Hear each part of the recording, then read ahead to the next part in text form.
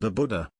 Siddhartha Gautama, most commonly referred to as the Buddha, the Awakened, was a wandering ascetic and religious teacher who lived in South Asia during the 6th or 5th century BCE and founded Buddhism. According to Buddhist legends, he was born in Lumbini, in what is now Nepal, to royal parents of the Shakya clan, but renounced his home life to live as a wandering ascetic. After leading a life of mendicancy, asceticism, and meditation, he attained nirvana at Bodh Gaya in what is now India. The Buddha then wandered through the lower Indo-Gangetic plain, teaching and building a monastic order. Buddhist tradition holds he died in Kushinagar and reached parinirvana, final release from conditioned existence. According to Buddhist tradition, the Buddha taught a middle way between sensual indulgence and severe asceticism, leading to freedom from ignorance, craving, rebirth, and suffering. His core teachings are summarized in the Four Noble Truths and the Noble Eightfold Path, a training of the mind that includes ethical training and kindness toward others, and meditative practices such as sense restraint, mindfulness, jhana, meditation proper, and the concepts of the 5 skandhas and dependent origination, describing how all dharmas, both mental states and concrete things, come into being, and cease to be, depending on other dharmas, lacking an existence on their own svabhava. A couple of centuries after his death, he came to be known by the title Buddha, which means awakened one or enlightened one. His teachings were compiled by the Buddhist community in the Vinaya, his codes for monastic practice, and the Sutta Pitaka, a compilation of teachings based on his discourses. These were passed down in Middle Indo-Aryan dialects through an oral tradition. Later generations composed additional texts, such as systematic treatises known as Abhidharma, biographies of the Buddha, collections of stories about his past lives known as Jataka tales, and additional discourses, i.e., the Mahayana Sutras. Buddhism spread beyond the Indian subcontinent, evolving into a variety of traditions and practices. The Buddha is recognized in other religious traditions, such as Hinduism, where he is considered an avatar of Vishnu. His legacy is not only encapsulated in religious institutions, but in the iconography and art inspired by his life and teachings, ranging from aniconic symbols to iconic depictions in various cultural styles. Etymology, names and titles. Siddhartha Gautama and Buddha Shakyamuni. According to Donald Lopez Jr., he tended to be known as either Buddha or Shakyamuni in China, Korea, Japan, and Tibet, and as either Gautama Buddha or Samana Gautama, the ascetic Gautama, in Sri Lanka and Southeast Asia.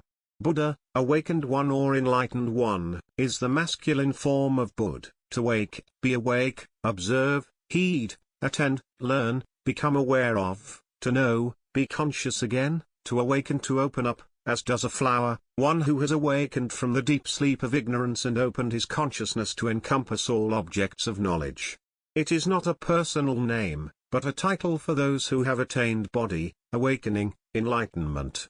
Buddhi, the power to form and retain concepts, reason, discern, judge, comprehend, understand, is the faculty which discerns truth, satya, from falsehood. The name of his clan was Gautama, Pali, Gautama. His given name, Siddhartha, the Sanskrit form, the Pali rendering is Siddhartha, in Tibetan it is Dongrub, in Chinese Zidadu, in Japanese Shidata/Shittata, in Korean Siltalta, means he who achieves his goal. The clan name of Gautama means descendant of Gautama, Gautama meaning one who has the most light, and comes from the fact that Kshatriya clans adopted the names of their house priests. While the term Buddha is used in the Agamas and the Pali Canon, the oldest surviving written records of the term Buddha is from the middle of the 3rd century BCE, when several edicts of Ashoka, reigned circa 269 to 232 BCE, mention the Buddha and Buddhism. Ashoka's Lumbini pillar inscription commemorates the emperor's pilgrimage to Lumbini as the Buddha's birthplace, calling him the Buddha Shakyamuni, Brahmi script, Buddha Shakyamuni, Buddha, sage of the Shakyas. Shakyamuni, Shakyamuni, or Shakyamuni, Sanskrit, means sage of the Shakyas. Tathāgata. Tathāgata, Pali, Pali, is a term the Buddha commonly used when referring to himself or other Buddhas in the Pali Canon. The exact meaning of the term is unknown, but it is often thought to mean either one who has thus gone, Tathāgata, one who has thus come, Tathāgata, or sometimes one who has thus not gone, Tathāgata. This is interpreted as signifying that the Tathāgata is beyond all coming and going, beyond all transitory phenomena. A Tathāgata is immeasurable, inscrutable, hard to fathom, and not apprehended. Other epithets. A list of other epithets is commonly seen together in canonical texts and depicts some of his perfected qualities. Bhagavato, Bhagavan, the Blessed One of the most used epithets, together with Tathāgata. Sammasambuddho, perfectly self-awakened. Vijayakarana Sampano, endowed with high knowledge and ideal conduct. Saṅgha, well gone or well spoken. Lokavidhu, knower of the many worlds. Anuttaro Purisa Dhammasarati, unexcelled trainer of untrained people. Sathadeva Manusanam, teacher of gods and humans. Arayam, worthy of homage. An arahant is one with taint destroyed, who has lived the holy life, done what had to be done, laid down the burden, reached the true goal, destroyed the fetters of being, and is completely liberated through final knowledge. Jina, conqueror. Although the term is more commonly used to name an individual who has attained liberation in the religion Jainism, it is also an alternative title for the Buddha. The Pali Canon also contains numerous other titles and epithets for the Buddha, including, all-seeing, all-transcending sage, bull among men, the caravan leader, dispeller of darkness, the eye, foremost of charioteers, foremost of those who can cross, king of the Dharma, Dharma Raja, kinsman of the sun, helper of the world, Lokanatha, lion, sire, lord of the Dhamma, of excellent wisdom, Vairopana, radiant one, torchbearer of mankind, unsurpassed doctor and surgeon, victor in battle, and wielder of power. Another epithet, used at inscriptions throughout South and Southeast Asia, is Mahasramana, great Sramana, ascetic, renunciate. Sources. Historical sources. Pali Suttas. On the basis of philological evidence, Indologist and Pali expert Oscar von Heinuber says that some of the Pali Suttas have retained very archaic place names, syntax, and historical data from close to the Buddha's lifetime, including the Mahaparinirvana Sutta, which contains a detailed account of the Buddha's final days. Heinuber proposes a composition date of no later than 350 to 320 BCE for this text, which would allow for a true historical memory of the events approximately 60 years prior if the short chronology for the Buddha's lifetime is accepted, but he also points out that such a text was originally intended more as hagiography than as an exact historical record of events. John S. Strong sees certain biographical fragments in the canonical texts preserved in Pali, as well as Chinese, Tibetan and Sanskrit as the earliest material. These include texts such as the Discourse on the Noble Quest, Ariyapariyasana Sutta, and its parallels in other languages. Pillar and rock inscriptions. No written records about Gautama were found from his lifetime or from the 1 or 2 centuries thereafter. But from the middle of the 3rd century BCE, several edicts of Ashoka, reigned circa 268 to 232 BCE, mention the Buddha and Buddhism. Particularly, Ashoka's Lumbini pillar inscription commemorates the emperor's pilgrimage to Lumbini as the Buddha's birthplace, calling him the Buddha Shakyamuni, Brahmi script, Buddha Shakyamuni, Buddha, sage of the Shakyas. Another one of his edicts, Minor Rock Edict No. 3, mentions the titles of several Dhamma texts. In Buddhism, Dhamma is another word for Dharma, establishing the existence of a written Buddhist tradition at least by the time of the Maurya era. These texts may be the precursor of the Pali Canon. Sakyamuni is also mentioned in a relief of Borhut, dated to circa 100 BCE, in relation with his illumination and the Bodhi tree, with the inscription Bhagavato Sakyamuni no Bodho, the illumination of the blessed Sakyamuni. Oldest surviving manuscripts.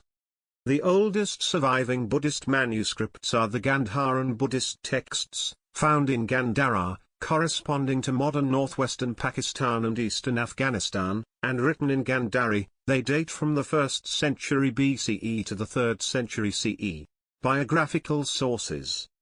Early canonical sources include the Aryapariyasana Sutta, MN 26, the Mahaparinirvana Sutta, DN 16, the Mahasakaka Sutta, MN 36, the Mahapadana Sutta, DN 14, and the Akariyabhuta Sutta, MN 123, which includes selective accounts that may be older, but are not full biographies. The Jataka tales retell previous lives of Gautama as a bodhisattva, and the first collection of these can be dated among the earliest Buddhist texts.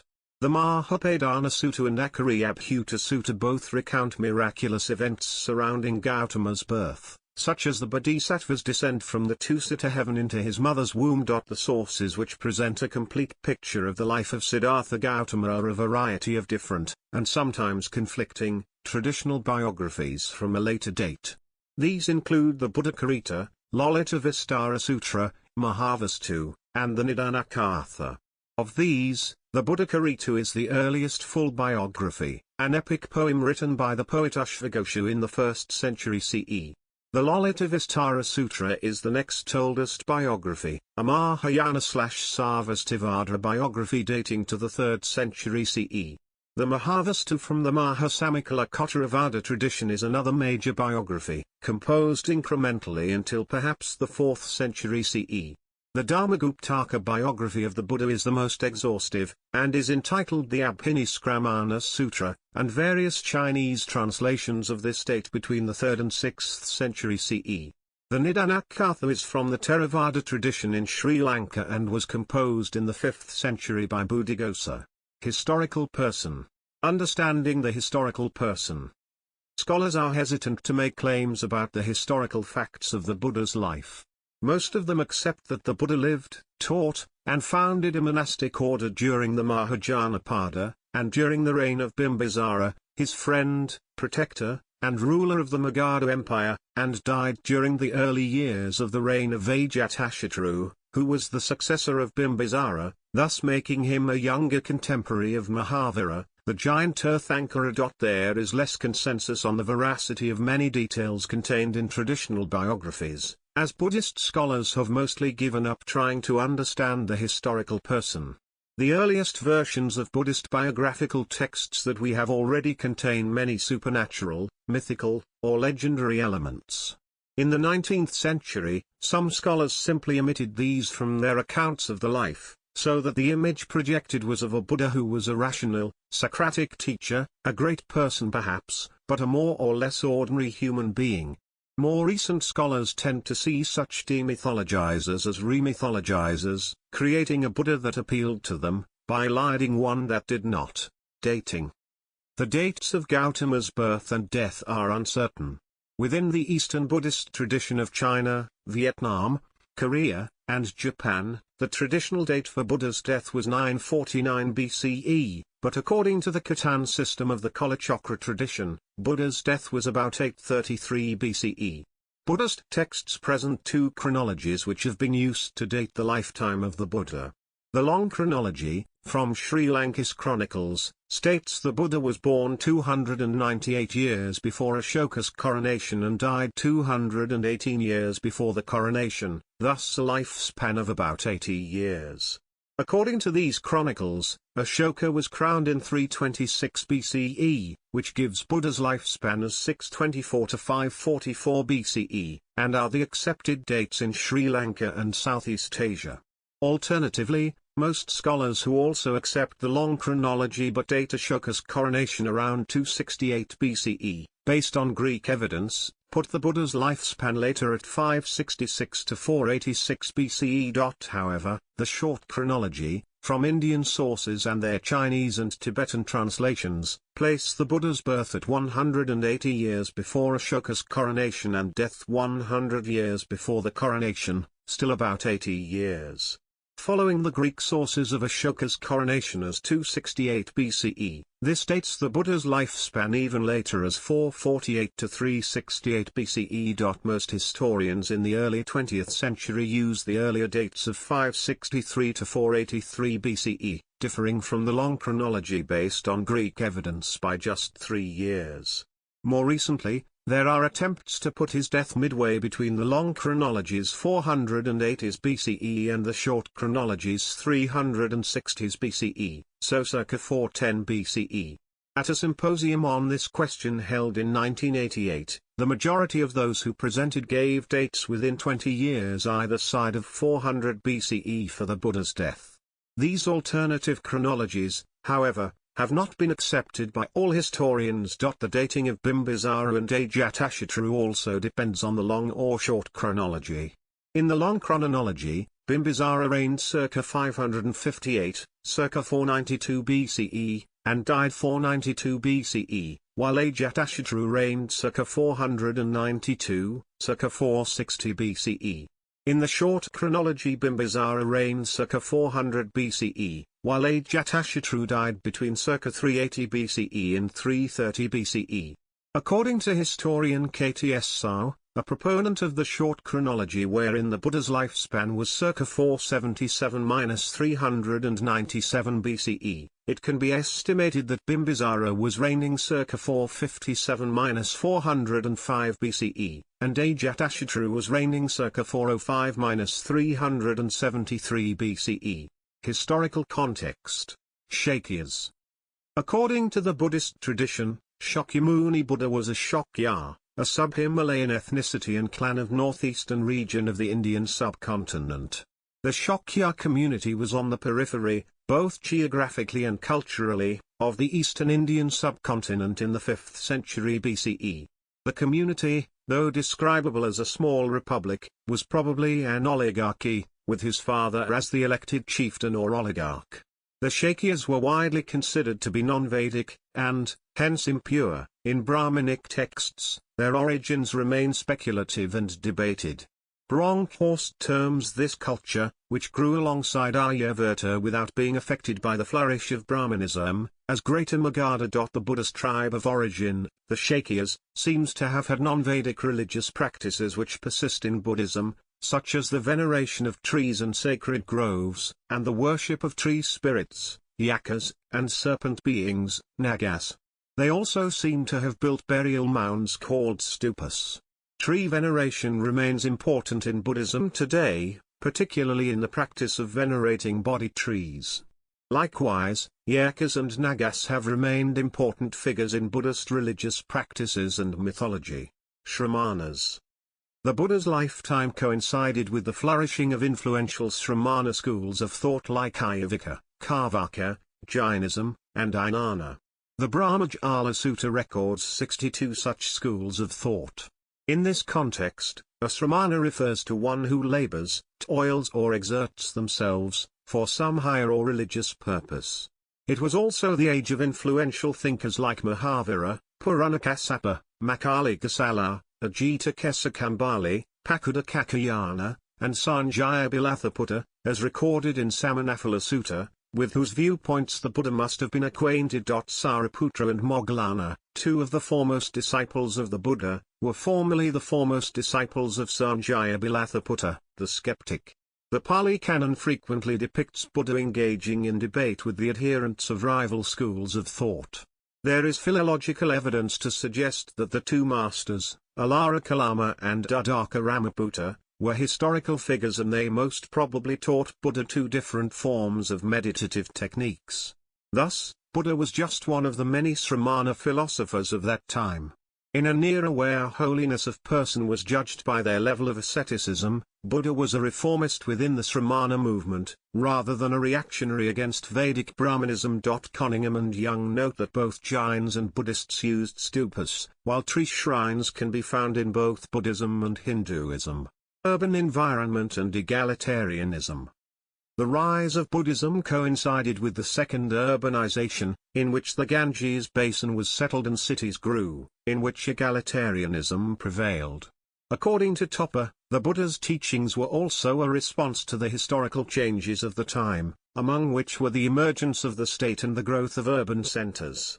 While the Buddhist mendicants renounced society, they lived close to the villages and cities, depending for almsgivings on lay supporters. According to Dyson, the Ganges basin was settled from the northwest and the southeast, as well as from within, together in what is now Bihar, the location of Pataliputra.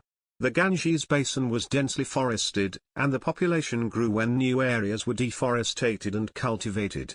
The society of the Middle Ganges basin lay on the outer fringe of Aryan cultural influence, and differed significantly from the Aryan society of the Western Ganges basin.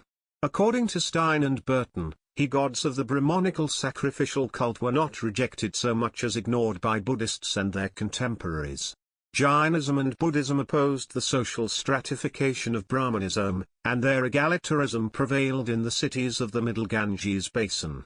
This allowed Jains and Buddhists to engage in trade more easily than Brahmins, who were forced to follow strict caste prohibitions. Semi-legendary biography. Nature of traditional depictions. In the earliest Buddhist texts, the Nikayas and Agamas, the Buddha is not depicted as possessing omniscience, Sabbanyu, nor is he depicted as being an eternal transcendent, Lakotara, being. According to bhikkhunī, ideas of the Buddha's omniscience, along with an increasing tendency to deify him and his biography, are found only later, in the Mahayana Sutras and later Pali commentaries or texts such as the Mahavastu. In the Sandaka Sutta, the Buddha's disciple Ananda outlines an argument against the claims of teachers who say they are all-knowing, while in the Tathāgata Sutta the Buddha himself states that he has never made a claim to being omniscient, instead he claimed to have the higher knowledges, abhina.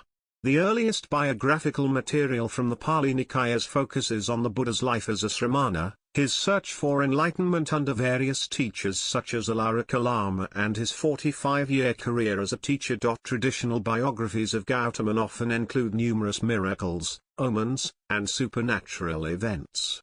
The character of the Buddha in these traditional biographies is often that of a fully transcendent, skt.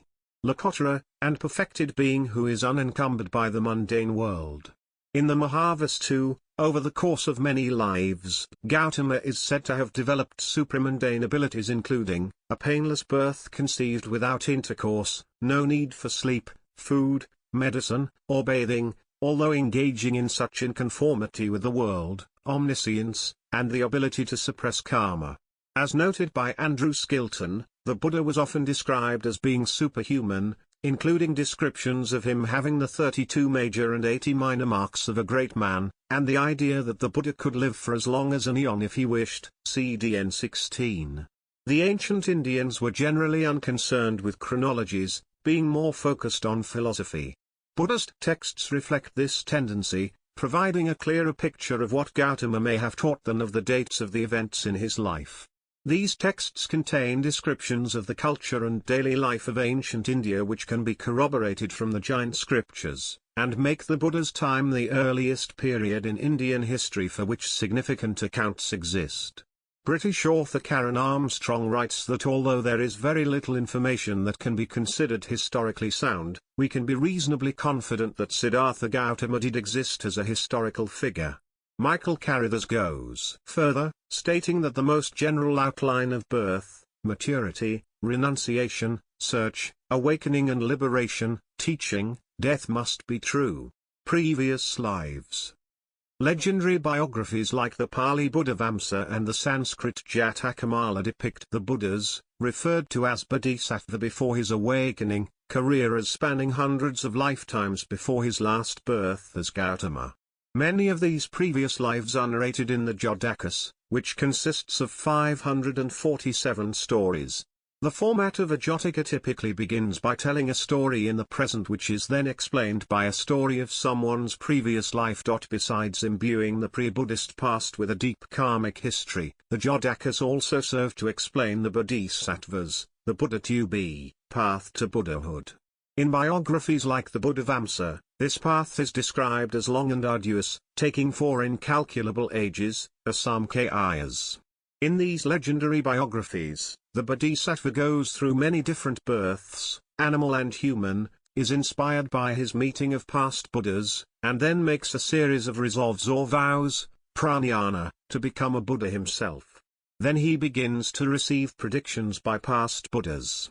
One of the most popular of these stories is his meeting with Dipankara Buddha, who gives the Bodhisattva a prediction of future Buddhahood. Another theme found in the Pali Jataka commentary, Jatakatha, and the Sanskrit Jatakamala is how the Buddha to be had to practice several perfections, paramita, to reach Buddhahood. The Jodakas also sometimes depict negative actions done in previous lives by the Bodhisattva, which explain difficulties he experienced in his final life as Gautama. Birth and early life. According to the Buddhist tradition, Gautama was born in Lumbini, now in modern-day Nepal, and raised in Kapilavastu. The exact site of ancient Kapilavastu is unknown. It may have been either Piprawa, Uttar Pradesh, in present-day India, or Tilarakot, in present-day Nepal. Both places belonged to the Sakya territory, and are located only 24 kilometers, 15 miles, apart. In the mid-3rd century BCE the Emperor Ashoka determined that Lumbini was Gautama's birthplace and thus installed a pillar there with the inscription, "This is where the Buddha, sage of the Sakyus, Shakyamuni, was born." According to later biographies such as the Mahavastu and the Lalita Vistara, his mother, Mayadevi, Suddhodana's wife, was a princess from Divdaya, the ancient capital of the Kolya kingdom, what is now the Rupandehi district of Nepal. Legend has it that, on the night Siddhartha was conceived, Queen Maya dreamt that a white elephant with 6 white tusks entered her right side, and 10 months later Siddhartha was born. As was the Shakya tradition, when his mother Queen Maya became pregnant, she left Kapilavastu for her father's kingdom to give birth. Her son is said to have been born on the way, at Lumbini, in a garden beneath a sal tree. The earliest Buddhist sources state that the Buddha was born to an aristocratic Kshatriya, Pali, Kartiya, family called Gotama, Sanskrit, Gautama, who were part of the Shakyas, a tribe of rice farmers living near the modern border of India and Nepal. His father Suddhodana was an elected chief of the Shakya clan, whose capital was Kapilavastu, and who were later annexed by the growing kingdom of Kosala during the Buddha's lifetime. The early Buddhist texts contain very little information about the birth and youth of Gautama Buddha. Later biographies developed a dramatic narrative about the life of the young Gautama as a prince and his existential troubles. They depict his father Suddhodana as a hereditary monarch of the Sayavansha, Solar dynasty, of Ikshvaku, Pali, Wakaka. This is unlikely, as many scholars think that Suddhodana was merely a Shakya aristocrat, Kartiya, and that the Shakya Republic was not a hereditary monarchy. The more egalitarian Ganasanga form of government as a political alternative to Indian monarchies, may have influenced the development of the Sramanic Jain and Buddhist Sanghas, where monarchies tended toward Vedic Brahmanism. The day of the Buddha's birth, enlightenment and death is widely celebrated in Theravada countries as Vesak, and the day he got conceived as Pusan.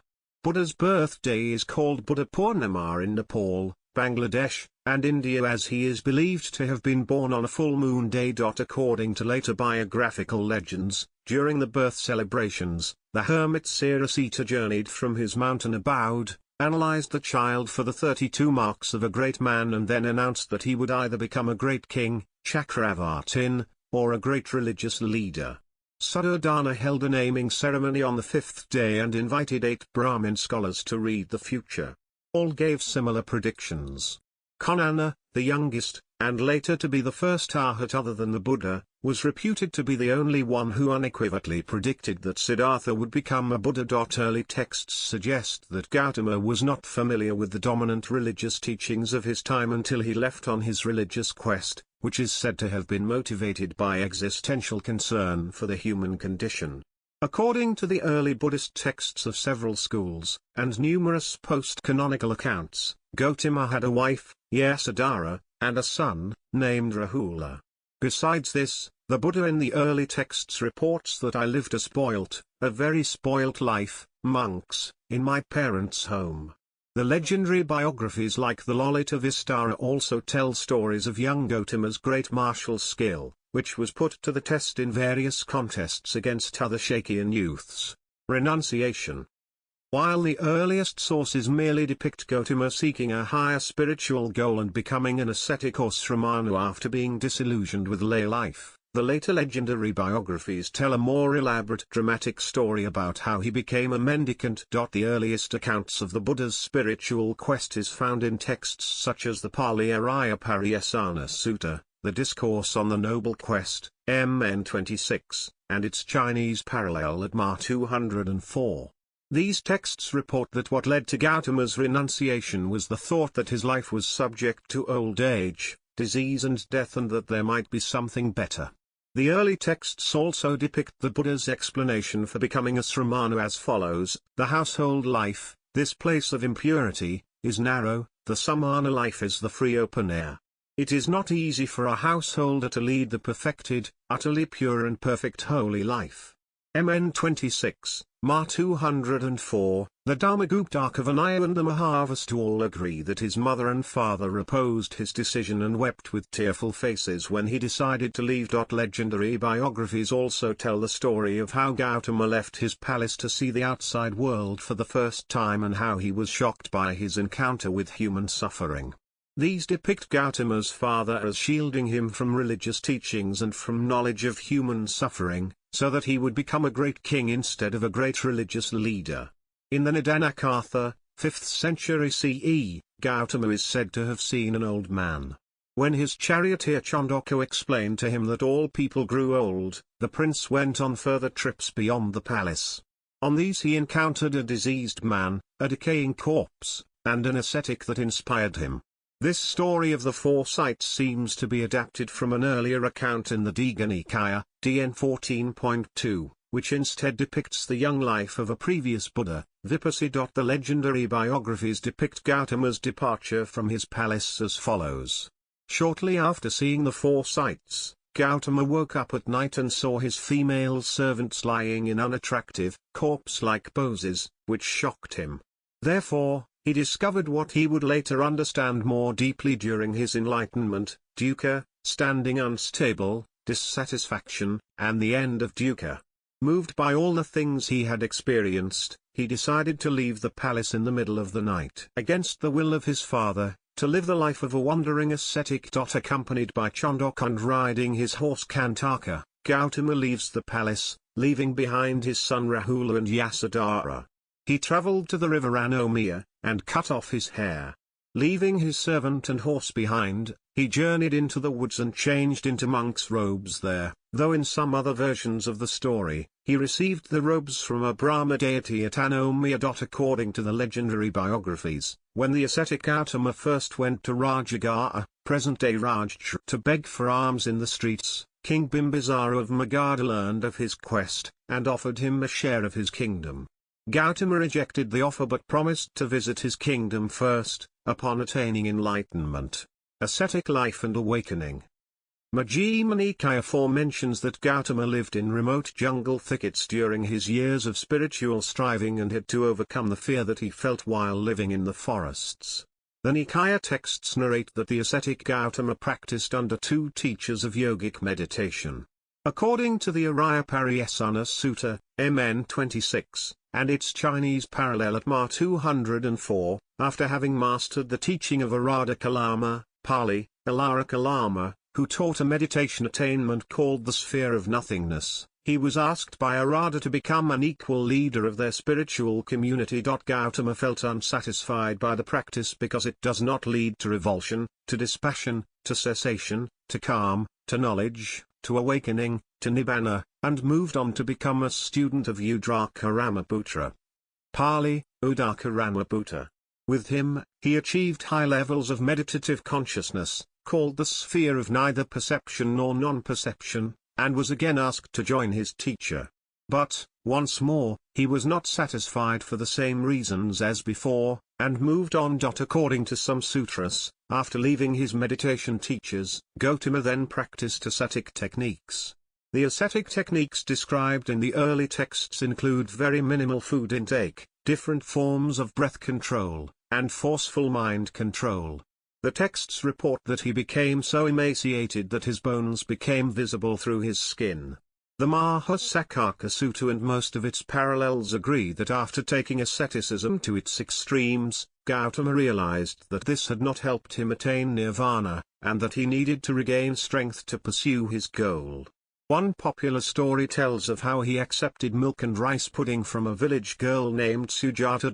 According to his break with asceticism led his 5 companions to abandon him, since they believed that he had abandoned his search and become undisciplined. At this point, Gautama remembered a previous experience of dhyana, meditation. He had as a child sitting under a tree while his father worked. This memory leads him to understand that dhyana is the path to liberation, and the texts then depict the Buddha achieving all four dhyanas, followed by the three higher knowledges, Tivijñā, culminating in complete insight into the Four Noble Truths, thereby attaining liberation from samsara, the endless cycle of rebirth. According to the Dhammacakkappavattana Sutta, SN 56, the Tathāgata, the term Gautama uses most often to refer to himself, realized the middle way, a path of moderation away from the extremes of self-indulgence and self-mortification, or the Noble Eightfold Path. In later centuries, Gautama became known as the Buddha or Awakened One.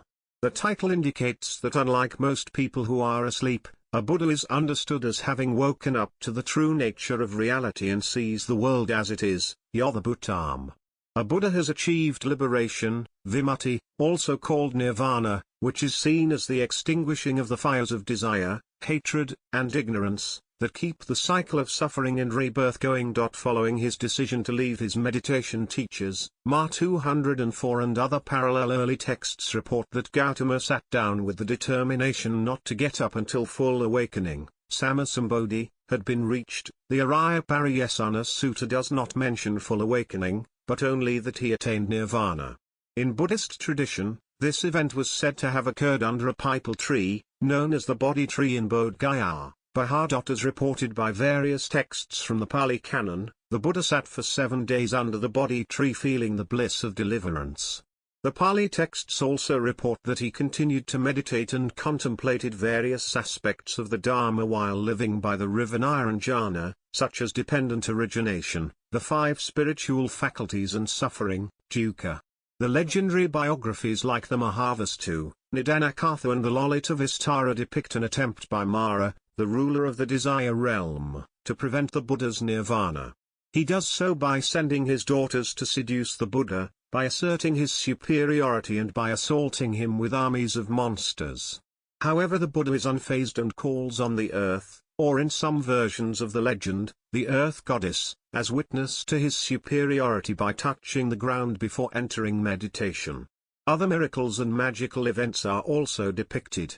First sermon and formation of the saṅgha.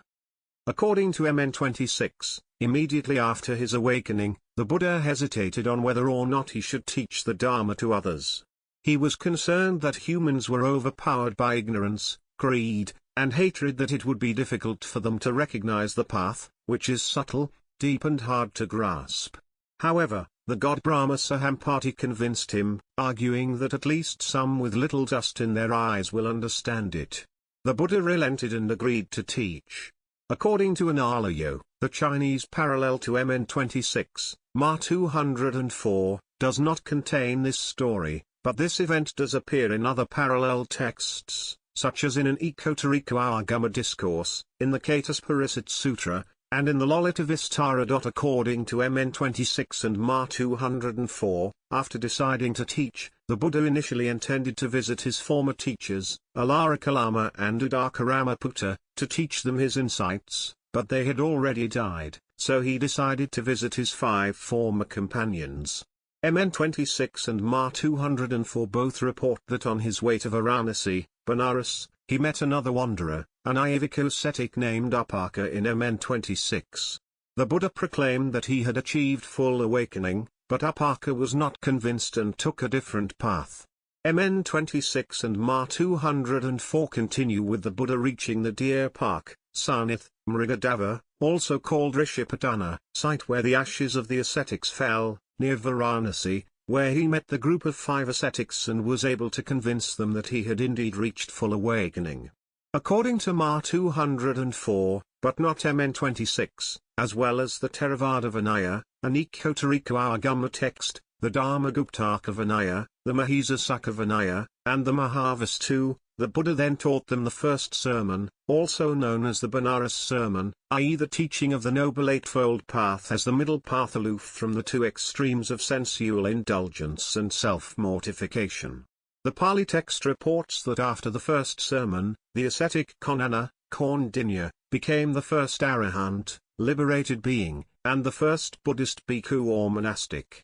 The Buddha then continued to teach the other ascetics and they formed the first saṅgha, the company of Buddhist monks. Various sources such as the Mahavastu, the Mahakandaka of the Theravada Vinaya and the Catasparissad Sutra also mention that the Buddha taught them his second discourse, about the characteristic of not-self, an Atmalekshana Sutra, at this time or 5 days later.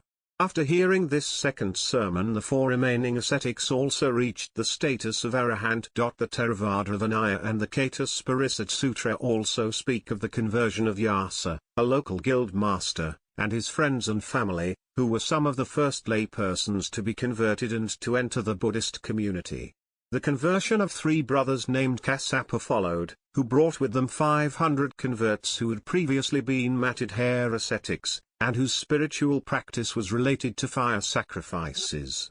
According to the Theravada Vinaya, the Buddha then stopped at the Gayasisa hill near Gaya and delivered his third discourse, the Aditparaya Sutta, the discourse on fire, in which he taught that everything in the world is inflamed by passions and only those who follow the eightfold path can be liberated. At the end of the rainy season, when the Buddha's community had grown to around 60 awakened monks, he instructed them to wander on their own, teach and ordain people into the community, for the welfare and benefit of the world, travels and growth of the saṅgha.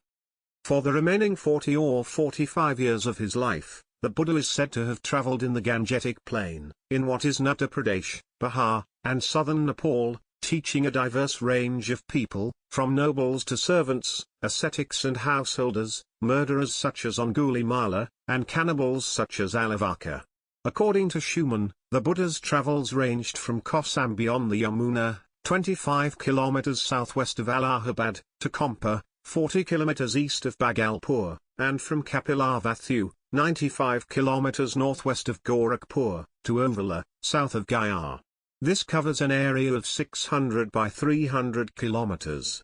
His saṅgha enjoyed the patronage of the kings of Kosala and Magadha and he thus spent a lot of time in their respective capitals, Savatthi and Rajagaha. Although the Buddha's language remains unknown, it is likely that he taught in one or more of a variety of closely related Middle Indo-Aryan dialects, of which Pali may be a standardization. The saṅgha wandered throughout the year, except during the 4 months of the Vasa rainy season when ascetics of all religions rarely traveled. One reason was that it was more difficult to do so without causing harm to flora and animal life. The health of the ascetics might have been a concern as well. At this time of year, the saṅgha would retreat to monasteries, public parks or forests, where people would come to them. The first Vasana was spent at Varanasi when the saṅgha was formed. According to the Pali texts, shortly after the formation of the saṅgha, the Buddha travelled to Rajagaha, capital of Magadha, and met with King Bimbisara, who gifted a bamboo grove park to the saṅgha. The Buddha's saṅgha continued to grow during his initial travels in North India. The early texts tell the story of how the Buddha's chief disciples, Saripurta and Mahamoggallana, who were both students of the skeptics Ramana Sanjaya Belathiputta, were converted by Assaji. They also tell of how the Buddha's son, Rahula, joined his father as a bhikkhu when the Buddha visited his old home, Kapilavastu. Over time, other Shakyans joined the order as bhikkhus, such as Buddha's cousin Ananda, Anuruddha, Upali the Barber, the Buddha's half-brother Nanda and Devdatta. Meanwhile, the Buddha's father Suddhodana heard his son's teaching, converted to Buddhism and became a stream enterer. The early texts also mention an important lay disciple, the merchant Anathapindika, who became a strong lay supporter of the Buddha early on. He is said to have gifted Jeta's grove, Shetavana, to the saṅgha at great expense. The Theravada Vinaya speaks of thousands of gold coins. Formation of the bhikkhunī order. The formation of a parallel order of female monastics, bhikkhunī, was another important part of the growth of the Buddha's community. As noted by Analayo's comparative study of this topic, there are various versions of this event depicted in the different early Buddhist texts. According to all the major versions surveyed by Analayo, Mahaprajapati Gautami, Buddha's stepmother, is initially turned down by the Buddha after requesting ordination for her and some other women. Mahaprajapati and her followers then shave their hair, don robes and begin following the Buddha on his travels.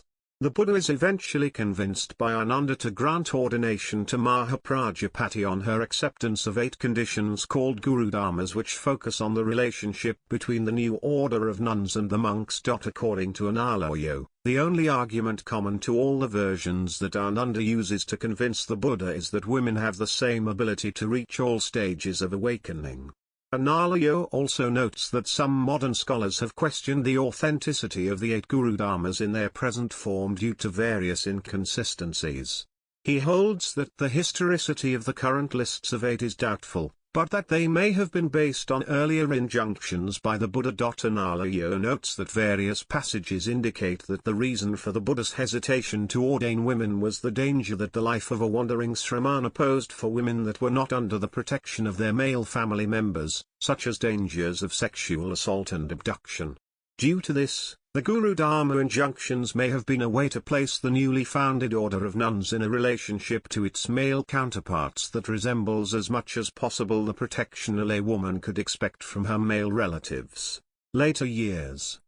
According to J.S. Strong, after the first 20 years of his teaching career, the Buddha seems to have slowly settled in Sravasti, the capital of the kingdom of Kosala, spending most of his later years in this city. As the saṅgha grew in size, the need for a standardized set of monastic rules arose, and the Buddha seems to have developed a set of regulations for the saṅgha. These are preserved in various texts called pratimoksa, which were recited by the community every fortnight. The pratimoksa includes general ethical precepts, as well as rules regarding the essentials of monastic life, such as bowls and robes. In his later years, the Buddha's fame grew and he was invited to important royal events, such as the inauguration of the new council hall of the Shakyans, as seen in MN 53, and the inauguration of a new palace by Prince Bodhi, as depicted in MN 85. The early texts also speak of how during the Buddha's old age, the kingdom of Magadha was usurped by a new king, Ajatashatru, who overthrew his father Bimbisara. According to the Samanaphala Sutta, the new king spoke with different ascetic teachers and eventually took refuge in the Buddha. However, Jain sources also claim his allegiance, and it is likely he supported various religious groups, not just the Buddha's saṅgha exclusively. As the Buddha continued to travel and teach, he also came into contact with members of other Sramana sects. There is evidence from the early texts that the Buddha encountered some of these figures and critiqued their doctrines. The Samanaphala Sutta identifies 6 such sects. The early texts also depict the elderly Buddha as suffering from back pain. Several texts depict him delegating teachings to his chief disciples since his body now needed more rest. However, the Buddha continued teaching well into his old age. One of the most troubling events during the Buddha's old age was Devadatta's schism. Early sources speak of how the Buddha's cousin, Devadatta, attempted to take over leadership of the order and then left the saṅgha with several Buddhist monks and formed a rival sect. This sect is said to have been supported by King Ajatashatru. The Pali texts depict Devadatta as plotting to kill the Buddha, but these plans all fail. They depict the Buddha as sending his 2 chief disciples, Sariputta and Moggallana, to this schismatic community in order to convince the monks who left with Devadatta to return. All the major early Buddhist Vinaya texts depict Devadatta as a divisive figure who attempted to split the Buddhist community, but they disagree on what issues he disagreed with the Buddha on. The Stavira texts generally focus on 5 points which are seen as excessive ascetic practices, while the Mahasanghika Vinaya speaks of a more comprehensive disagreement, which has Devadatta alter the discourses as well as monastic discipline. At around the same time of Devadatta's schism, there was also war between Ajatashatru's kingdom of Magadha and Kosala, led by an elderly king Pasenadi. Ajatashatru seems to have been victorious, a turn of events the Buddha is reported to have regretted. Last days and parinirvana. The main narrative of the Buddha's last days, death and the events following his death is contained in the Mahaparinibbana Sutta, DN 16, and its various parallels in Sanskrit, Chinese, and Tibetan. According to Aloud, these include the Chinese Durja Agama, Sanskrit fragments of the Mahaparinirvana Sutra, and 3 discourses preserved as individual translations in Chinese. The Mahaparinibbana Sutta depicts the Buddha's last year as a time of war. It begins with Ajatashatru's decision to make war on the Vajika League, leading him to send a minister to ask the Buddha for advice.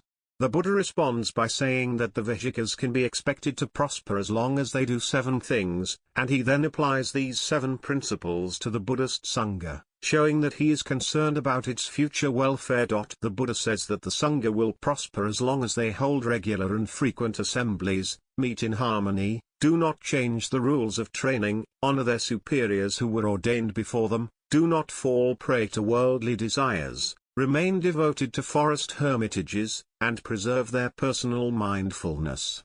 He then gives further lists of important virtues to be upheld by the saṅgha. The early texts depict how the Buddha's 2 chief disciples, Saripurta and Moggallana, died just before the Buddha's death. The Mahaparinibbana depicts the Buddha as experiencing illness during the last months of his life but initially recovering. It depicts him as stating that he cannot promote anyone to be his successor. When Ananda requested this, the Mahaparinibbana records his response as follows: Ananda, why does the order of monks expect this of me? I have taught the Dhamma, making no distinction of inner and outer. The Tathāgata has no teacher's fist, in which certain truths are held back.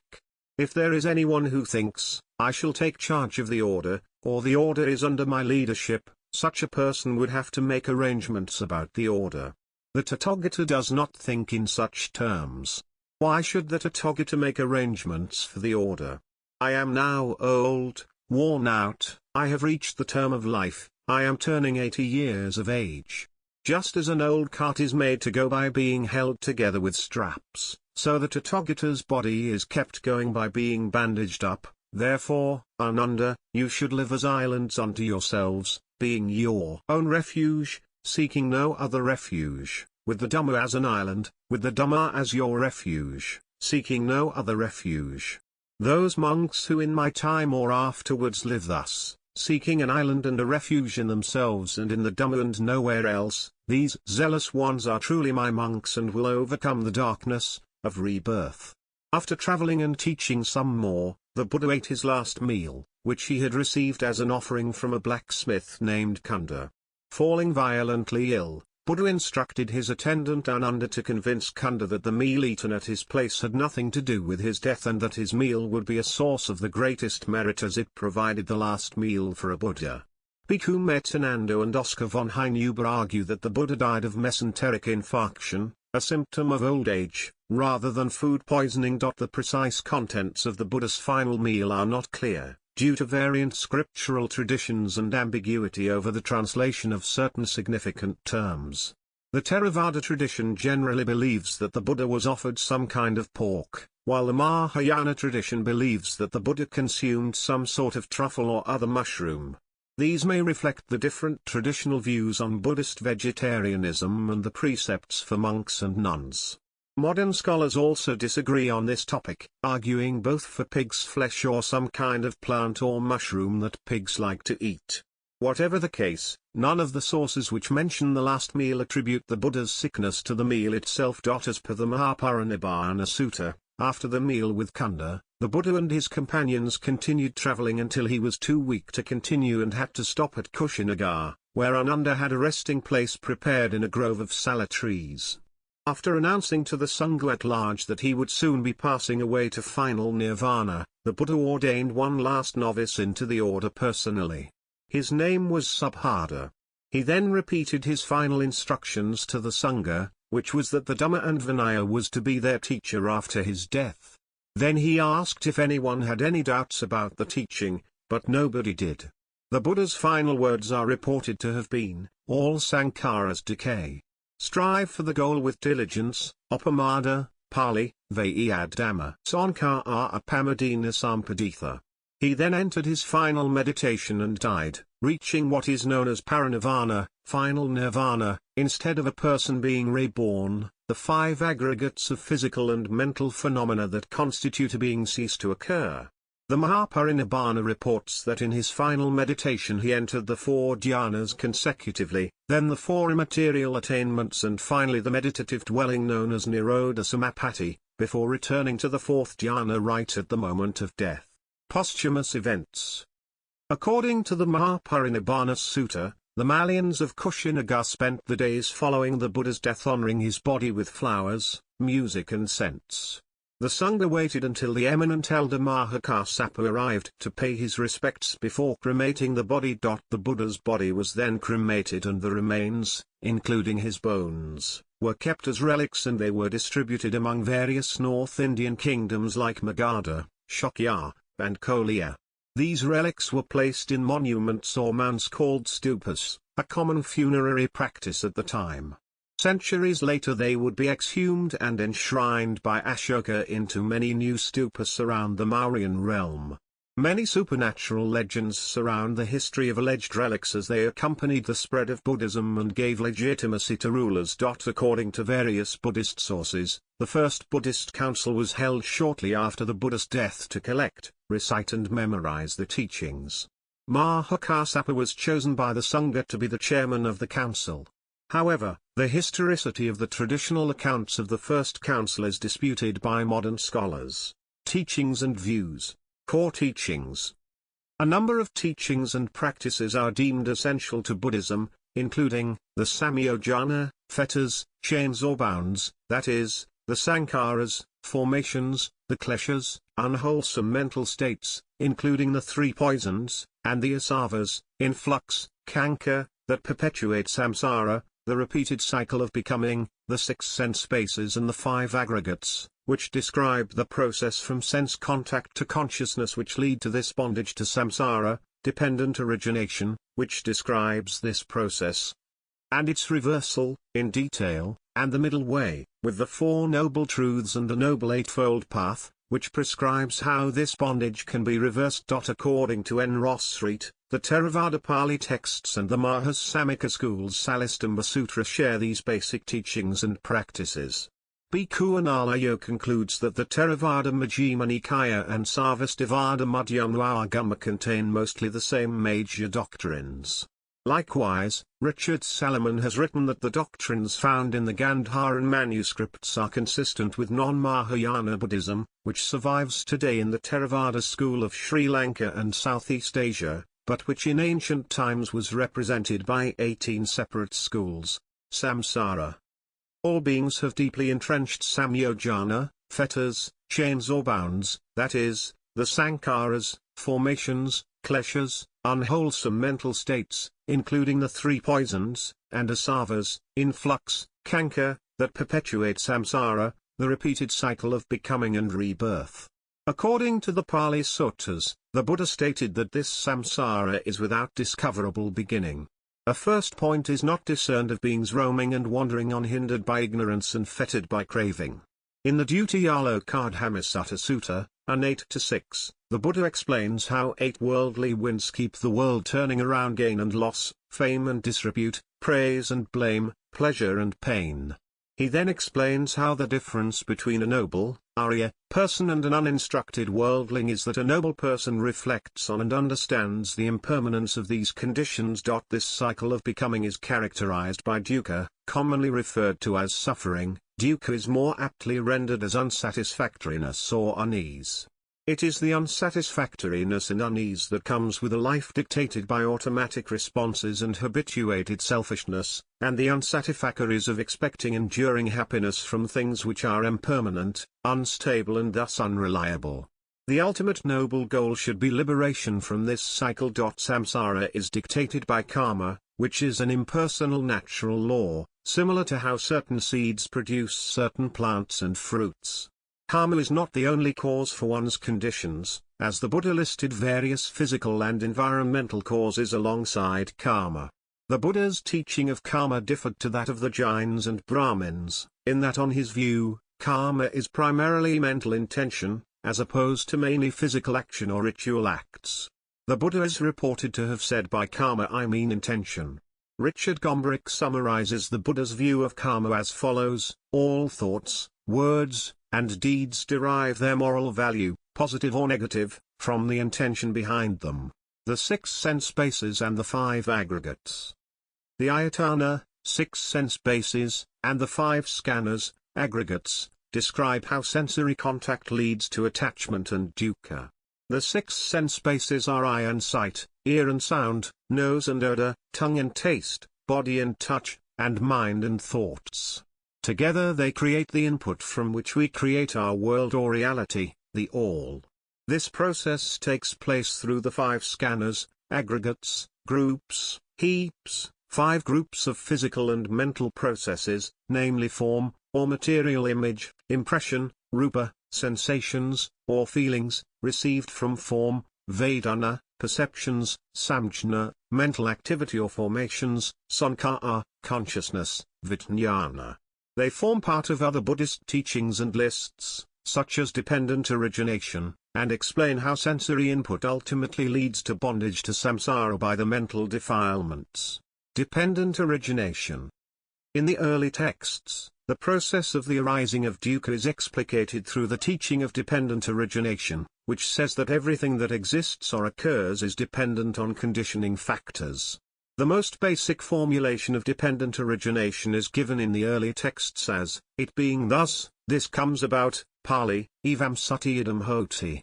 This can be taken to mean that certain phenomena only arise when there are other phenomena present, thus their arising is dependent on other phenomena. The philosopher Mark Sideritz has outlined the basic idea of the Buddha's teaching of dependent origination of dukkha as follows. Given the existence of a fully functioning assemblage of psychophysical elements, the parts that make up a sentient being, ignorance concerning the three characteristics of sentient existence, suffering, impermanence and non-self, will lead, in the course of normal interactions with the environment, to appropriation, the identification of certain elements as I and mine.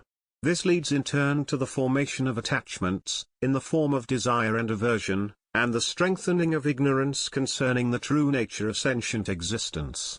These ensure future rebirth, and thus future instances of old age, disease and death, in a potentially unending cycle. In numerous early texts, this basic principle is expanded with a list of phenomena that are said to be conditionally dependent, as a result of later elaborations, including Vedic cosmogonies as the basis for the first four links. According to Boivay, Nidana 3-10 correlate with the five scanners. According to Richard Gombrich, the 12-fold list is a combination of two previous lists, the second list beginning with tanha, thirst, the cause of suffering as described in the second noble truth. According to Gombrich, the two lists were combined, resulting in contradictions in its reverse version. Anatta. The Buddha saw his analysis of dependent origination as a middle way between eternalism, Tathāgata, the idea that some essence exists eternally, and annihilationism, Ucittivada, the idea that we go completely out of existence at death. In this view, persons are just a causal series of impermanent psychophysical elements, which are anatta, without an independent or permanent self. The Buddha instead held that all things in the world of our experience are transient and that there is no unchanging part to a person.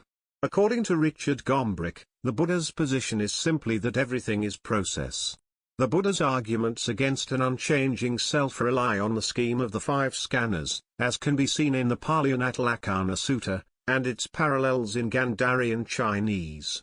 In the early texts the Buddha teaches that all five aggregates, including consciousness, vijnana, which was held by Brahmins to be eternal, arise due to dependent origination.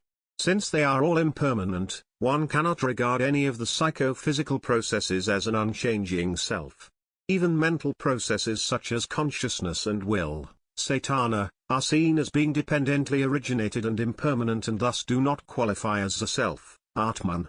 The Buddha saw the belief in a self as arising from our grasping at and identifying with the various changing phenomena, as well as from ignorance about how things really are.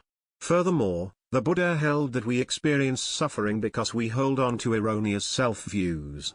As Rupert Gethin explains, for the Buddha, a person is a complex flow of physical and mental phenomena, but peel away these phenomena and look behind them and one just does not find a constant self that one can call one's own. My sense of self is both logically and emotionally just a label that I impose on these physical and mental phenomena in consequence of their connectedness. Due to this view, termed, the Buddha's teaching was opposed to all soul theories of his time, including the Jain theory of Ajiva, life monad, and the Brahmanical theories of Atman, Pali, Atta, and Purusha. All of these theories held that there was an eternal unchanging essence to a person, which was separate from all changing experiences, and which transmigrated from life to life. The Buddha's anti-essentialist view still includes an understanding of continuity through rebirth. It is just the rebirth of a process, karma, not an essence like the Atman. The path to liberation. The Buddha taught a path, marga, of training to undo the samyojana, kleshas and asavas and attain vimutti, liberation. This path taught by the Buddha is depicted in the early texts, most famously in the Pali Dhammacakkappavattana Sutta and its numerous parallel texts, as a middle way between sensual indulgence on one hand and mortification of the body on the other. A common presentation of the core structure of Buddha's teaching found in the early texts is that of the Four Noble Truths, which refers to the Noble Eightfold Path. According to Gethin, another common summary of the path to awakening wisely used in the early texts is abandoning the hindrances, practice of the four establishments of mindfulness and development of the awakening factors. According to Rupert Gethin, in the Nikayas and Agamas, the Buddha's path is mainly presented in a cumulative and gradual step-by-step process, such as that outlined in the Samanaphala Sutta. Other early texts like the Upanisa Sutta, SN 12.23, present the path as reversions of the process of dependent origination. Bhavana, cultivation of wholesome states, is central to the Buddha's path.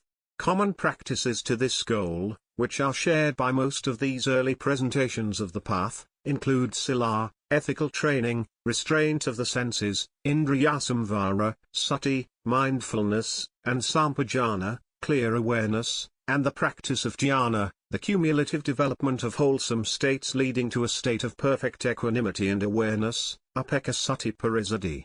Jhana is preceded and supported by various aspects of the path such as sense restraint and mindfulness, which is elaborated in the Satipatthana scheme, as taught in the Pali Satipatthana Sutta, and the 16 elements of Anapanasati, as taught in the Anapanasati Sutta. Jain and Brahmanical influences. In various texts, the Buddha is depicted as having studied under two named teachers, Alara Kalama and Uddaka Ramabutta. According to Alexander Wynne, these were yogis who taught doctrines and practices similar to those in the Upanishads. According to Johannes Bronkhorst, the meditation without breath and reduced intake of food which the Buddha practiced before his awakening are forms of asceticism which are similar to Jain practices. According to Richard Gombrich, the Buddha's teachings on karma and rebirth are a development of pre-Buddhist themes that can be found in Jain and Brahmanical sources, like the Brihadaranyaka Upanishad. Likewise, samsara, the idea that we are trapped in cycles of rebirth and that we should seek liberation from them through non-harming, ahimsa, and spiritual practices, predates the Buddha and was likely taught in early Jainism. According to K.R. Norman, the Buddhist teaching of the three marks of existence may also reflect Upanishadic or other influences. The Buddhist practice called Brahmavihara may have also originated from a Brahmanic term, but its usage may have been common in the Sramana traditions. Scholarly views on the earliest teachings. One method to obtain information on the oldest core of Buddhism is to compare the oldest versions of the Pali Canon and other texts, such as the surviving portions of Sarvastivada, Mulasarvastivada, Mahisasaka, Dharmaguptaka, and the Chinese Agamas. The reliability of these sources, and the possibility of drawing out a core of oldest teachings, is a matter of dispute. According to Lambert Schmithausen, there are three positions held by modern scholars of Buddhism with regard to the authenticity of the teachings contained in the Nikayas: stress on the fundamental homogeneity and substantial authenticity of at least a considerable part of the Nikaic materials. Skepticism with regard to the possibility of retrieving the doctrine of earliest Buddhism. Cautious optimism in this respect. Scholars such as Richard Gombrich, Akira Hirakawa, Alexander Wynne and A.K. Warder hold that these early Buddhist texts contain material that could possibly be traced to the Buddha. Richard Gombrich argues that since the content of the earliest texts presents such originality, intelligence, grandeur and, most relevantly, coherence, it is hard to see it as a composite work. Thus he concludes they are the work of one genius. Peter Harvey also agrees that much of the Pali Canon must derive from his teachings.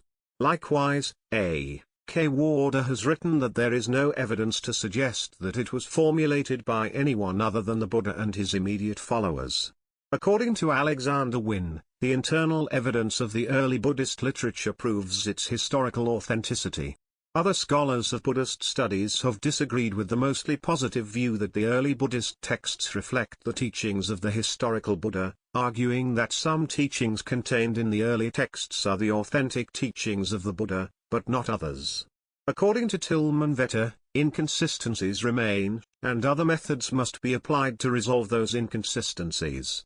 According to Tilman Vetter, the earliest core of the Buddhist teachings is the meditative practice of dhyana, but liberating insight became an essential feature of the Buddhist tradition only at a later date.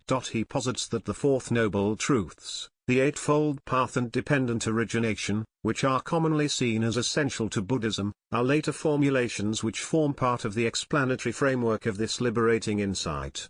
Lambert Schmithausen similarly argues that the mention of the Four Noble Truths as constituting liberating insight, which is attained after mastering the four dhyanas, is a later addition. Johannes Bronkhorst also argues that the Four Truths may not have been formulated in earliest Buddhism, and did not serve in earliest Buddhism as a description of liberating insight. Edward Cones argued that the attempts of European scholars to reconstruct the original teachings of the Buddha were all mere guesswork.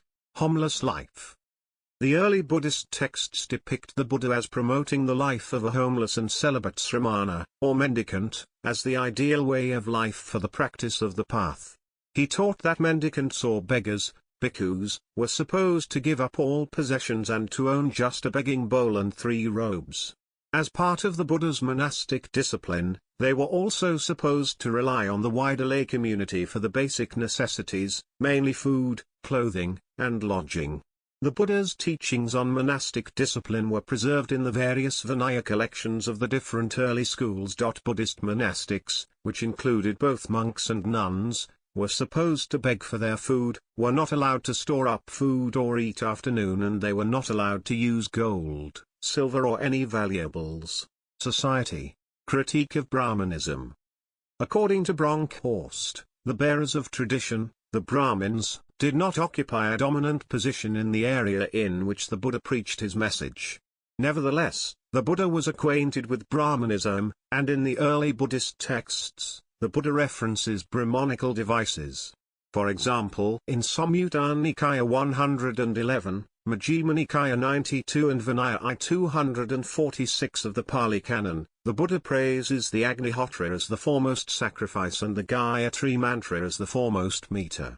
In general, the Buddha critiques the Brahmanical religion and social system on certain key points. The Brahmin caste held that the Vedas were eternal revealed, Shruti, texts. The Buddha, on the other hand, did not accept that these texts had any divine authority or value. The Buddha also did not see the Brahmanical rites and practices as useful for spiritual advancement. For example, in the Adana, the Buddha points out that ritual bathing does not lead to purity, only truth and morality lead to purity. He especially critiqued animal sacrifice as taught in Vedas. The Buddha contrasted his teachings, which were taught openly to all people, with that of the Brahmins, who kept their mantras secret. The Buddha also critiqued the Brahmins' claims of superior birth and the idea that different castes and bloodlines were inherently pure or impure, noble or ignoble. In the Vasita Sutta, the Buddha argues that the main difference among humans is not birth but their actions and occupations. According to the Buddha, one is a Brahmin, i.e. divine, like Brahma, only to the extent that one has cultivated virtue. Because of this, the early texts report that he proclaimed, "Not by birth one is a Brahmin, not by birth one is a non-Brahmin, by moral action one is a Brahmin." The Agana Sutta explains all classes or varnas can be good or bad and gives a sociological explanation for how they arose, against the Brahmanical idea that they are divinely ordained. According to Kanchu Ilaya, the Buddha posed the first contract theory of society. The Buddha's teaching then is a single universal moral law, one dharma valid for everybody, which is opposed to the Brahmanic ethic founded on one's own duty, svadharma, which depends on caste. Because of this, all castes including untouchables were welcome in the Buddhist order, and when someone joined, they renounced all caste affiliation. Socio-political teachings. The early texts depict the Buddha as giving a deflationary account of the importance of politics to human life. Politics is inevitable and is probably even necessary and helpful, but it is also a tremendous waste of time and effort, as well as being a prime temptation to allow ego to run rampant. Buddhist political theory denies that people have a moral duty to engage in politics except to a very minimal degree, pay the taxes, obey the laws, maybe vote in the elections, and it actively portrays engagement in politics and the pursuit of enlightenment as being conflicting paths in life. In the Agana Sutta, the Buddha teaches a history of how monarchy arose, which according to Matthew J. Moore is closely analogous to a social contract. The Agana Sutta also provides a social explanation of how different classes arose, in contrast to the Vedic views on social caste. Other early texts like the Cakkavatti Sayonara Sutta and the Mahasudarsana Sutta focus on the figure of the righteous wheel-turning leader, Cakkavatti. This ideal leader is one who promotes dharma through his governance. He can only achieve his status through moral purity and must promote morality and dharma to maintain his position. According to the Cakkavatti Sayonara Sutta, the key duties of a Cakkavatti are, establish guard, ward, and protection according to Dhamma for your own household, your troops, your nobles, and vassals, for Brahmins and householders, town and country folk, ascetics and Brahmins, for beasts and birds. Let no crime prevail in your kingdom, and to those who are in need, give property. The sutta explains the injunction to give to the needy by telling how a line of wheel-turning monarchs falls because they fail to give to the needy, and thus the kingdom falls into infighting as poverty increases, which then leads to stealing and violence. In the Mahaparinirvana Sutta, the Buddha outlines several principles that he promoted among the Vajika tribal federation, which had a quasi-republican form of government. He taught them to hold regular and frequent assemblies, live in harmony and maintain their traditions. The Buddha then goes on to promote a similar kind of republican style of government among the Buddhist saṅgha, where all monks had equal rights to attend open meetings and there would be no single leader, since the Buddha also chose not to appoint one. Some scholars have argued that this fact signals that the Buddha preferred a republican form of government, while others disagree with this position. Worldly happiness. As noted by Bhikkhu Bodhi, the Buddha as depicted in the Pali Suttas does not exclusively teach a world-transcending goal, but also teaches laypersons how to achieve worldly happiness, sukha. According to Bodhi, the most comprehensive of the suttas that focus on how to live as a layperson is the Sigalavada Sutta, DN 31. This sutta outlines how a layperson behaves towards 6 basic social relationships: parents and children, teacher and pupils, husband and wife, friend and friend, employer and workers, lay follower and religious guides. This Pali text also has parallels in Chinese and in Sanskrit fragments. In another sutta, Dhyajanu Sutta, an 8.54, the Buddha teaches 2 types of happiness. First, there is the happiness visible in this very life. The Buddha states that 4 things lead to this happiness: the accomplishment of persistent effort, the accomplishment of protection, good friendship, and balanced living. Similarly, in several other suttas, the Buddha teaches on how to improve family relationships, particularly on the importance of filial love and gratitude as well as marital well-being. Regarding the happiness of the next life, the Buddha, in the Dhyajanu Sutta, states that the virtues which lead to a good rebirth are, faith in the Buddha and the teachings, moral discipline, especially keeping the 5 precepts, generosity, and wisdom, knowledge of the arising and passing of things. According to the Buddha of the Suttas then, achieving a good rebirth is based on cultivating wholesome or skillful, kusala, karma, which leads to a good result, and avoiding unwholesome, akusala, karma.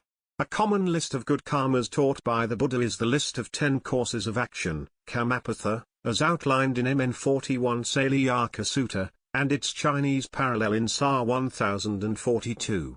Good karma is also termed merit, puna, and the Buddha outlines 3 bases of meritorious actions: giving, moral discipline and meditation, as seen in 836.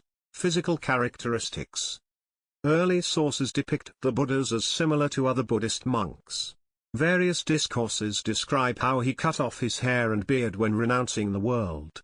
Likewise, Digha Nikaya 3 has a Brahmin describe the Buddha as a shaved or bald, Mundaka, man. Digha Nikaya 2 also describes how King Ajatashatru is unable to tell which of the monks is the Buddha when approaching the saṅgha and must ask his minister to point him out. Likewise, in MN 140 mendicant who sees himself as a follower of the Buddha meets the Buddha in person but is unable to recognize him. The Buddha is also described as being handsome and with a clear complexion, D:115, Angara:181, at least in his youth. In old age, however, he is described as having a stooped body, with slack and wrinkled limbs. Various Buddhist texts attribute to the Buddha a series of extraordinary physical characteristics, known as the 32 signs of the great man, SKT. Mahapurusalaksana. According to Analayo, when they first appear in the Buddhist texts, these physical marks were initially held to be imperceptible to the ordinary person, and required special training to detect. Later though, they are depicted as being visible by regular people and as inspiring faith in the Buddha. These characteristics are described in the Digha Nikaya's Lakkhana Sutta, D:142. In other religions, Hinduism. This Hindu synthesis emerged after the lifetime of the Buddha, between 500 to 200 BCE and circa 300 CE, under the pressure of the success of Buddhism and Jainism. In response to the success of Buddhism, Gautama also came to be regarded as the ninth avatar of Vishnu. Many Hindus claim that Buddha was Hindu and cite a belief that the Buddha is the ninth avatar of Vishnu in support. The adoption of the Buddha as an incarnation began at approximately the same time as Hinduism began to predominate and Buddhism to decline in India. The co-option into a list of avatars seen to be an aspect of Hindu efforts to decisively weaken Buddhist power and appeal in India. However, Buddha's teachings deny the authority of the Vedas and the concepts of Brahman Atman. Consequently, Buddhism is generally classified as a Nastika school, heterodox. Literally it is not so, in contrast to the 6 orthodox schools of Hinduism. Islam. Islamic prophet al-Kifl has been identified with the Buddha based on Surah 95-1 of the Quran, which references a fig tree, a symbol that does not feature prominently in the lives of any of the other prophets mentioned in the Quran. It has meanwhile been suggested that the name Al-Kifl could be a reference to Kapilavastu, the home of Siddhartha Gautama as a boy. Classical Sunni scholar Tabari reports that Buddhist idols were brought from Afghanistan to Baghdad in the 9th century. Such idols had been sold in Buddhist temples next to a mosque in Bukhara, but he does not further discuss the role of Buddha. According to the works on Buddhism by al-Bayuni, 973 after 1050, views regarding the exact identity of Buddha were diverse. Accordingly, some regarded him as the divine incarnate, others as an apostle of the angels or as an Ifrit and others as an apostle of God sent to the human race. By the 12th century, al-Shahrastani even compared Buddha to Khodda, described as an ideal human. Ibn Nadim, who was also familiar with Manichaean teachings, even identifies Buddha as a prophet, who taught a religion to banish Satan, although he does not mention it explicitly. The Buddha is also regarded as a prophet by the minority Ahmadiyya sect. Christianity. The Christian Saint Yosaphat is based on the Buddha. The name comes from the Sanskrit Bodhisattva via Arabic Buddhasoph and Georgian Yodisoph. The only story in which Saint Yosaphat appears, Balaam and Yosaphat, is based on the life of the Buddha. Yosaphat was included in earlier editions of the Roman Martyrology, feast day the 27th of November though not in the Roman Missal, and in the Eastern Orthodox Church liturgical calendar, the 26th of August. Other religions. In the Bahá'í faith, Buddha is regarded as one of the manifestations of God. Some early Chinese Taoist Buddhists thought the Buddha to be a reincarnation of Lao Jia. In the ancient Gnostic sect of Manichaeism, the Buddha is listed among the prophets who preached the word of God before Mani. In Sikhism, Buddha is mentioned as the 23rd avatar of Vishnu in the Chaubish Avatar, a composition in Dasam Granth traditionally and historically attributed to Guru Gobind Singh. Artistic depictions. The earliest artistic depictions of the Buddha found at Borhut and Sanchi are aniconic and symbolic.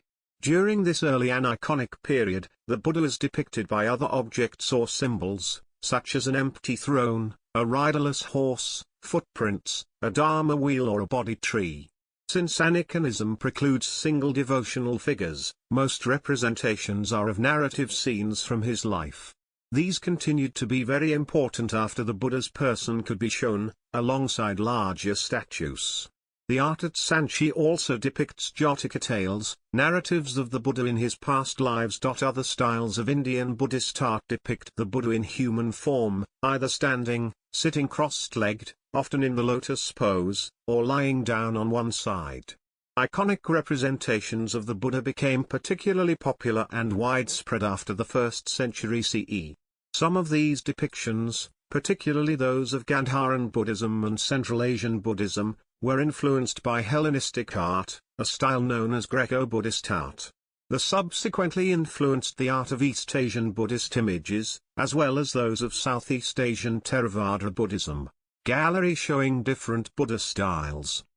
A royal couple visits the Buddha, from railing of the Borhut Stupa, Shunga dynasty, early 2nd century BC. Adoration of the diamond throne and the body tree, Borhut. Descent of the Buddha from the Trayastrimsa heaven, Sanchi Stupa No. 1. The Buddha's miracle at Kapilavastu, Sanchi Stupa 1. Bimbisara visiting the Buddha, represented as empty throne, at the bamboo garden in Rajagriha. The Great Departure with riderless horse, Amaravati, 2nd century CE. The Assault of Mara, Amaravati, 2nd century CE. As per Buddha, one of the earliest physical depictions of the Buddha, circa 15 CE. Art of Mathura. The Buddha attended by Indra at Indrasala cave, Mathura 50 to 100 CE. Buddha preaching in Tushita heaven.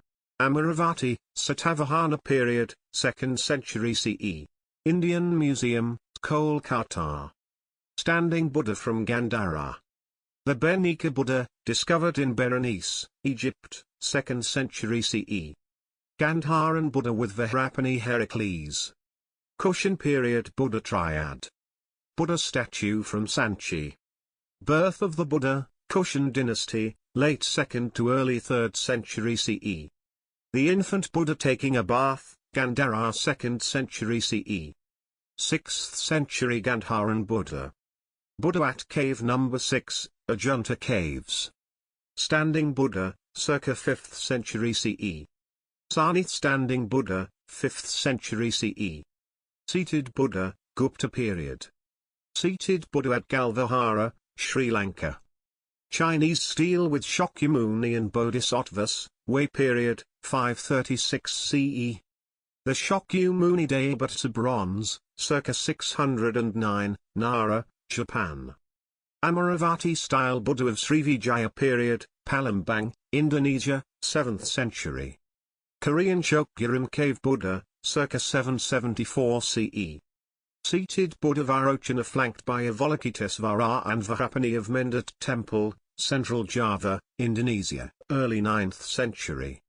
Buddha in the exposed stupa of Borobudur or Mandala, Central Java, Indonesia, circa 825. Vairocana Buddha of Srivijaya style, southern Thailand, 9th century. Seated Buddha, Japan, Heian period, 9th-10th century. Attack of Mara, 10th century, Dunhuang. Cambodian Buddha with Mukalindanaga, circa 1100 CE, Bantichma, Cambodia. 15th century Sukhothai Buddha. 15th century Sukhothai walking Buddha. Shakyamuni, Lao Tzu, and Confucius, c. from 1368 until 1644. Chinese depiction of Shakyamuni, 1600. Buddha on the Snowy Mountain, Vietnam, 18th century.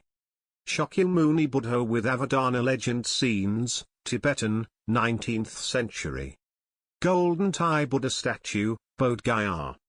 Gautama statue, Shanyuan Temple, Liaoning Province, China.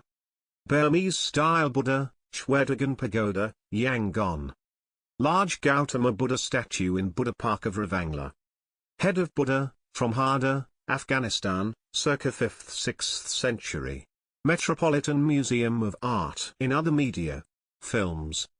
Buddha Dev, Life of Lord Buddha, a 1923 Indian silent film by Dhandiraj Govind Phalke, first depiction of the Buddha on film with Bahadur Dar in the title role.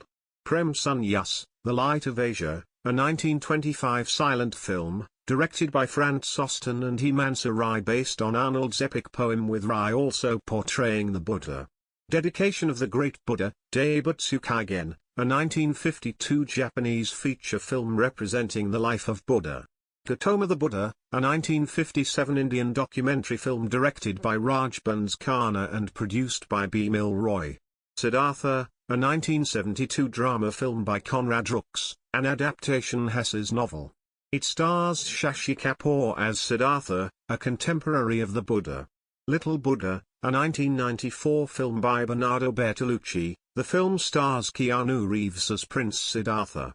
The Legend of Buddha, a 2004 Indian animated film by Shambhu Falk. The Life of Buddha, or Prawat Praphutayao, a 2007 Thai animated feature film about the life of Gautama Buddha, based on the Tipitaka. Tathāgata Buddha, a 2008 Indian film by Aloni Sridhar. Based on Satguru Shivananda Murthy's book Gautama Buddha, it stars Sunil Sharma as the Buddha. Sri Siddhartha Gautama, a 2013 Sinhalese epic biographical film based on the life of Lord Buddha. A Journey of Samyak Buddha, a 2013 Indian film by Praveen Damal, based on B.R. Ambedkar's 1957 Navayana book The Buddha and His Dhamma with Abhishek Urade in the title role. Television. Buddha, a 1996 Indian series which aired on Sony TV. It stars Arun Govil as the Buddha. The Buddha 2010 PBS documentary by award-winning filmmaker David Grubin and narrated by Richard Gere. Buddha, a 2013 Indian drama series on ZTV starring Himanshu Soni in the title role. Literature. The Light of Asia, an 1879 epic poem by Edwin Arnold. The Buddha and His Dhamma, a treatise on Buddha's life and philosophy, by B.R. Ambedkar before he was Buddha. The Life of Siddhartha, by Hamalawa Sadatissa Buddha, a manga series that ran from 1972 to 1983 by Osamu Tezuka. Siddhartha novel by Hermann Hesse, written in German in 1922. Lord of Light, a novel by Roger Zelazny, depicts a man in a far future Earth colony who takes on the name and teachings of the Buddha. Creation, a 1981 novel by Gore Vidal, includes the Buddha as one of the religious figures that the main character encounters. Music. The Light of Asia, an 1886 oratorio by Dudley Buck based on Arnold's poem Karuna Nadi, a 2010 oratorio by Dinesh Subasan.